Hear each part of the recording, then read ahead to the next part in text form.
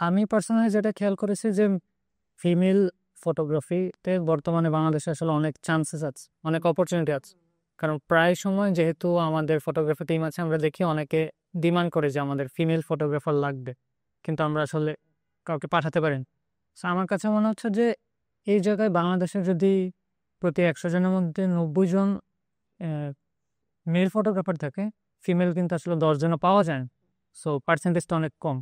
So যারা আসলে photography শিখতে চায়, তুমি তাদেরকে কি সাজেস্ট করবে যে কিভাবে আসলে এটা শুরু করতে পারে, এবং এটা কি প্রফেশনাল কোথাও থেকে শেখা উচিত, নাকি ইউটিউব দেখে শিখতে পারে, নিজে নিজে ট্রাই করে শিখতে পারে, ডিভাইস কি আসলেই ম্যাটার করতেছে কিনা, নাকি তাকে ফটোগ্রাফি নিয়ে পড়ালেখা করা লাগবে, এমন কিছু কিনা? সো এই ক্রিয়েটিভ কাজে তোমার কি মনে হয় যে কিভাবে শিখতে পারে নিজে থেকে? প্রথমত এই লাস্ট কথা দিয়ে যেটা আসছে কিভাবে শিখতে পারে, আমার জার্নিটা তো একটু ডিফারেন্ট ছিল, যেহেতু আমি নিজে থেকেই ট্রাই করেছেন। আমার যেটা হয় যে আমি একটু নিজে চেষ্টা করি রাদার দেন একটু দেখার থেকে প্রথমে আমি নিজে ট্রাই করতাম যে কোনটা কিভাবে কাজ করে। বাট এখন যেহেতু অনেক কিছু, যে ইউটিউব আছে, অনেক ধরনের কোর্স আছে, উম, তো ওই জায়গা থেকে আমার মনে হয় যে প্রথমত প্র্যাকটিসের উপর কিছু নাই। তো যেটা করতে হবে ডিভাইস, আমি বলবো না যে খুব ভালো ডিভাইস ম্যাটার করে। আহ, প্রথমত শেখার জন্য একটা বেসিক ক্যামেরাটা খুব দরকার। মানে বেসিক ক্যামেরা দিয়ে সে প্রথমে প্র্যাকটিস করুক, মানে প্র্যাকটিস অ্যান্ড প্র্যাকটিস, প্র্যাকটিসের উপর কিছু নাই। So keep trying. তো ওইটা করতে করতে এরপরে আমার মনে হয় যে কিছু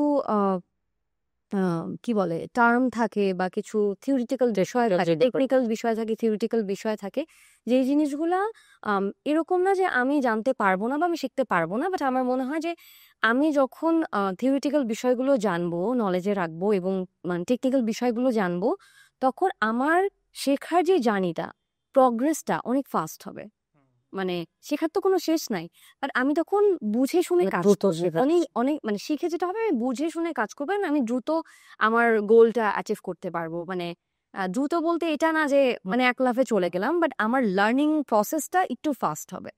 এবং ইউটিউব খুব ভালো একটা জায়গা শেখার জন্য। বাট এছাড়াও ধরেন অনেক শর্ট কোর্স থাকে বিভিন্ন জায়গায়, বিভিন্ন ধরনের ফটোগ্রাফিক কোর্স থাকে, ভিডিওগ্রাফিক কোর্স থাকে। আমার মনে হয় যে সেই কোর্সগুলো যদি করতে পারি, তাহলে আমি টেকনিকগুলো সম্পর্কে খুব ভালো আইডিয়া করতে পারবো যে ওকে, আমি ধরেন কাজটা আমি নিজে নিজে করলে এভাবে করে করতাম, বাট আমি যখন টেকনিক্সগুলো জানবো তখন আমার মানে কাজ করাটা সহজ হয়। সো এই জন্য কোর্স খুবই ইম্পর্টেন্ট আর আমার মনে হয় করা উচিত।